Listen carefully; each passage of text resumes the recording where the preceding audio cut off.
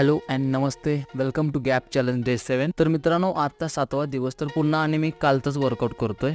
खूप दिवसातून वर्कआउट करतोय. थोड्या दिवस बॉडीला सवय होण्यासाठी सगळ्या बॉडीचे मसल ग्रुप ट्रेनिंग करणे खूप महत्त्वाचं आहे. त्यामुळे मी सुरुवात सूर्यनमस्कार डायनॅमिक एक्सरसाइज पासून करतो. नंतर जोर आणि डिप्सचे 2 सेट 20 रिपिटेशन घेऊन त्यानंतर वेट ट्रेनिंगमध्ये जेवढा या सिंगल डंबेलचा यूज होता येईल तेवढ्या सगळ्या मसलसाठी यूज करतो.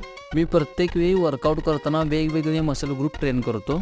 प्रत्येक वेळी वेगवेगळे सेट घेतल्यामुळे आपल्या मसल्सना थोडीशी रेस्ट मिळते.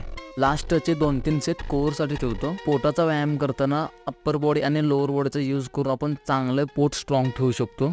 ज्यांना किरकोळमध्ये लोअर बॅकचे इश्यूज चालू आहेत त्यांनी कॅट कॅमल तसेच ग्लूट्स ब्रिज असे वेगवेगळे प्रकार आहेत, हे सगळे प्रयोग करू शकता. लास्टला लाईटली स्ट्रेचिंग आणि प्राणायाम करू शकता. जास्त वेळ असेल तर तुम्ही ध्यान सुद्धा करू शकता. हा ऑल बॉडी वर्कआउट प्लॅन चालू आहे. नेक्स्ट टाइम नक्कीच चेंज करू. Stay happy and healthy. Thank you. See you soon.